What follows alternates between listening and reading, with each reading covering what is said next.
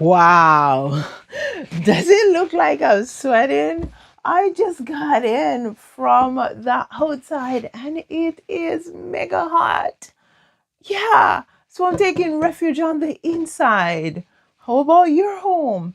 If it feels like an oven during this heat wave or any heat wave, there are some simple mistakes that you might be making. So come along with me. I'm going to go room by room. We're going to uncover some of the mistakes that we're making and look at some fixes that we can apply to make our homes comfortable and cooler.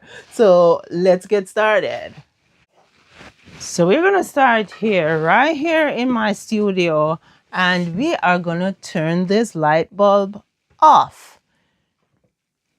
That's number one. Turn off all the light bulbs that you do not need because they do add a source of heat, especially if you're using incandescent bulbs. You may want to change those incandescent bulbs to LEDs. We are now in the foyer, and if it looks dark, yes, it is on purpose because it is dark for the reason I mentioned earlier. Turn off all the light bulbs that you do not need. I don't need light in here to enter my home, and so the light is off. Another thing is, as soon as you open your door to get in your home, close the door. Close it as soon as possible because the hot air will rush on in and then it latches on to all your furnishings inside and keep recirculating itself inside, right? So as quickly as we can get in and close the door, that's the best case scenario for us. We also want to make sure that we check all the seals along the door, because if those seals are bad, it means that just like cold air will get in during the winter, the warm air will get in when there's a heat wave, and then it's gonna help to heat your home up, right? Now, not only do we close doors to the outside, but we also close doors that separate different rooms, especially if you have a room that tends to be on the warmer side. You may want to close the doors to those rooms. We are right here beside a window, and the blind or the shade, Roman shade, is down. It is down for a reason. We are covering the glass because when the heat energy from the sun hits the glass, it penetrates the glass and it comes into the home if there is no insulation in the form of some type of a fabric there. Wood is not a good of an insulation as fabric is, right? So if you have wooden blinds, yeah, keep them closed. But if you have fabric, that is a better case scenario for you, right? And so you keep your curtains, your draperies, your Roman blinds, whatever type of blinds you have, closed so that the curtain, the fabric, will help to block the heat from coming in. Now, it is good if you have blinds or curtains and they are lined. When they're lined, they actually help to insulate the space even more, just as it does in the winter when you are insulating from cold. And yeah, we need to make sure that all our seals around our windows are in good shape, because if they are not, then we run the risk of letting warm, hot air in from the outside, and that's going to make our homes uncomfortable. Can you imagine coming through here, the hot air from the light bulbs? It all add up. and then or adds up, and then your home will start feeling more and more like an oven. Now, not only do we want to keep our curtains and our blinds and our draperies closed, we want to keep those windows closed too, especially if it is high time of the day when it is very hot. For the same reason, we want to keep the door closed. We don't want the hot air to come inside and warm up our space. Now, let's move on to the kitchen. Before we talk about some of the other mistakes that we make to add hot air in our homes to make it feel like an oven, let's go back to the window for a bit, because you can see that my Roman blind here is halfway up, halfway down, and my window here is a bit cracked. And I have done that because we are living in the countryside, right? So we have the luxury of having a lot of trees around. And so that helps quite a bit, right? However, the sun is mostly to the south right now. It's not around to the west yet.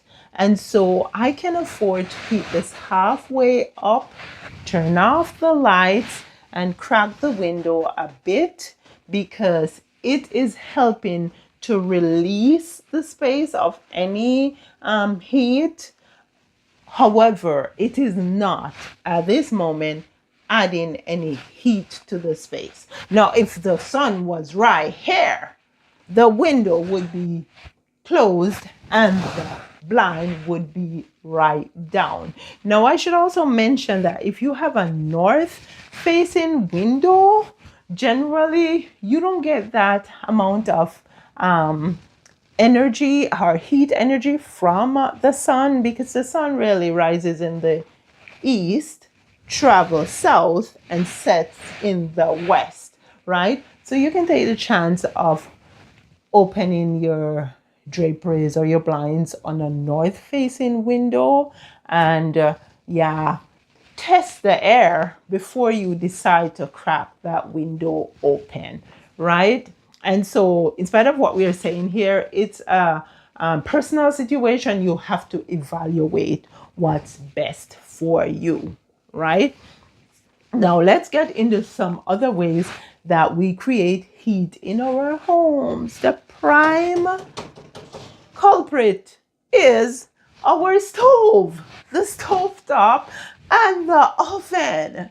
So what we want to do is make sure I have a gas stove here. So what I want to do is make sure that when it's the height of the day, when it's very hot, I do not use the stove top and I do not use the oven, right? If I want to use the stove top or the oven, I do it very, very early in the morning, maybe like 5-6 o'clock in the mornings, or at night when the temperature drops outside and you can afford to kind of crack your window open a little bit more. Also, use your exhaust.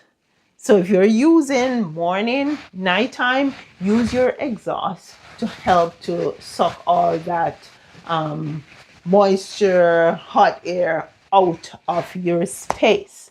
The better thing to do, though, if you want to cook, is use things like this is a rice cooker, or you could use things like a slow cooker, things that will not generate so much heat because they are not really producing a flame, right?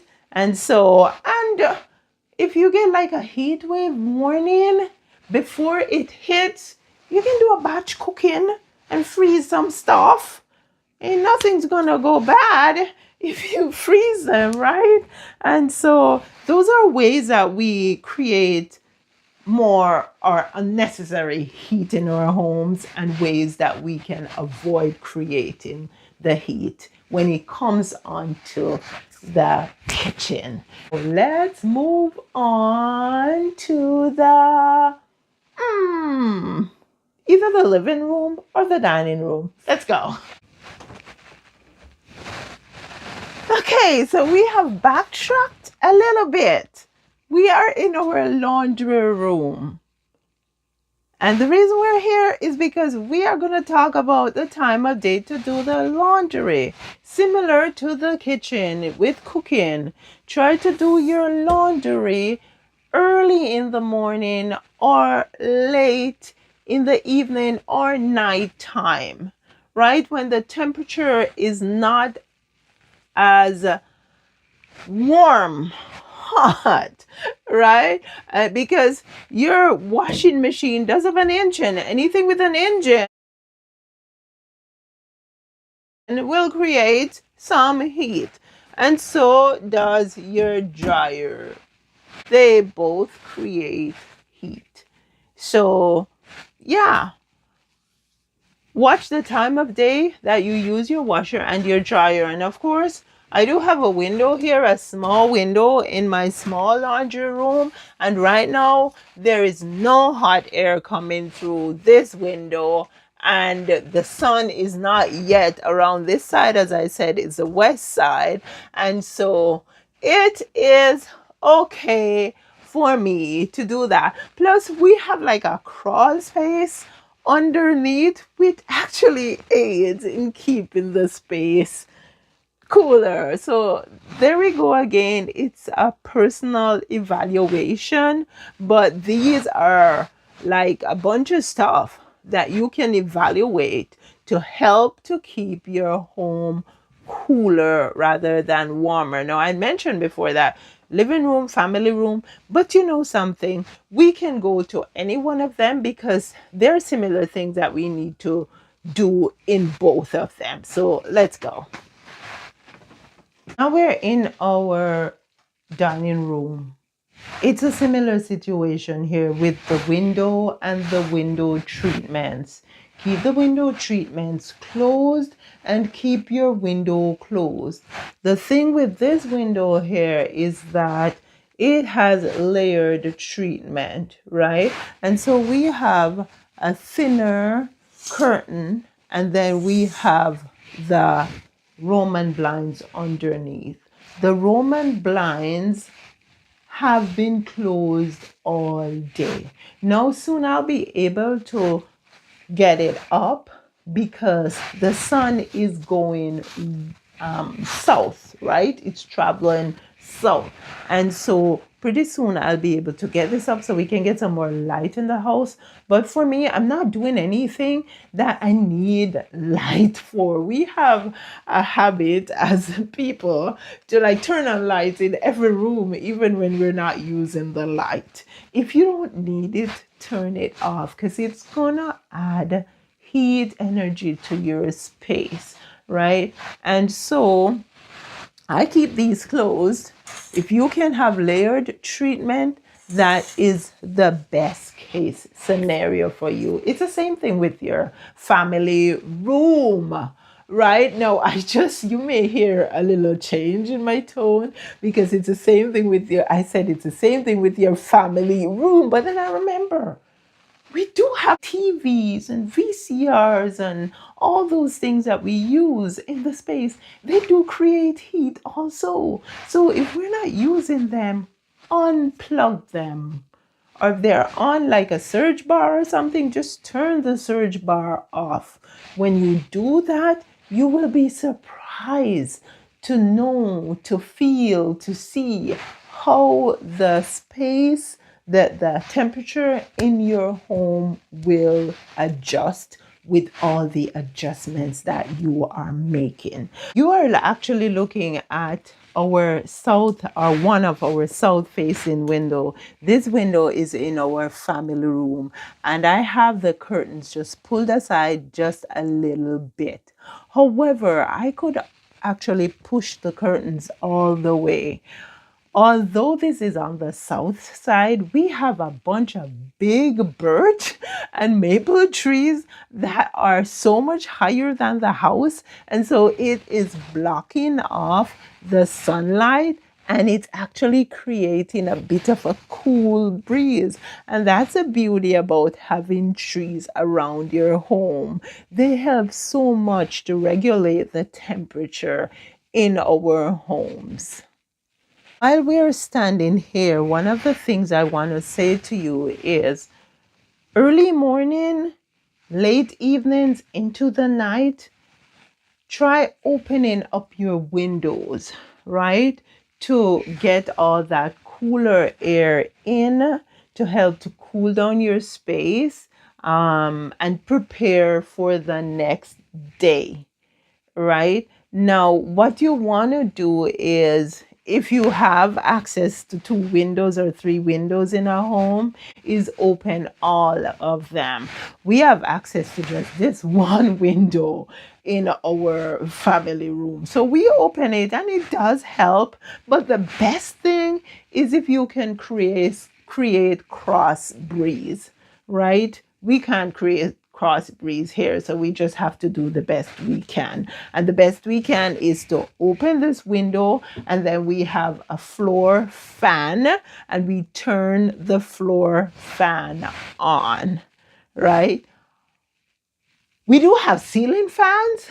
They're in our son's bedrooms, and I'm going to take you to one of those ceiling fans and tell you exactly what you need to do to get the most out of your ceiling fan. So let's go upstairs.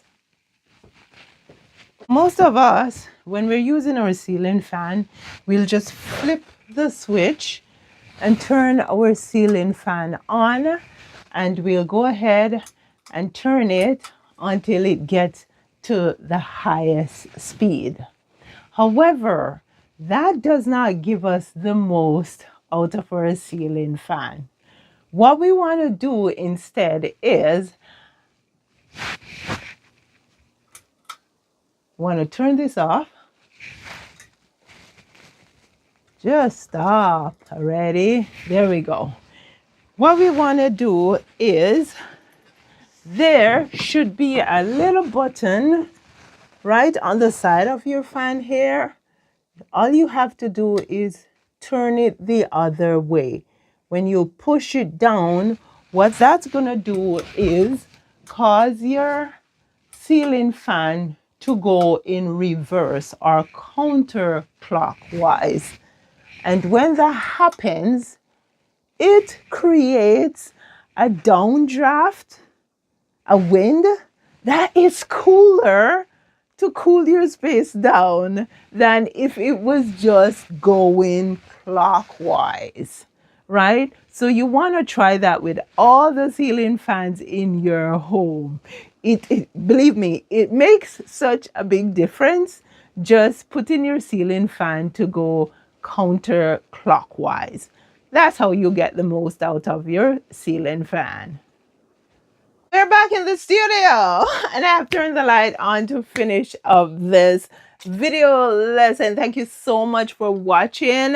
I hope it was thought-provoking and helpful to you. I hope you will check out some of these things that you can do to make a difference during this heat wave, because we are going through one. We have already gone through a couple, and I'm sure we're going to go through more. Yeah, because things and times are changing. So we all have to learn and get ourselves equipped to change with the time, to see what we can do to help ourselves, right?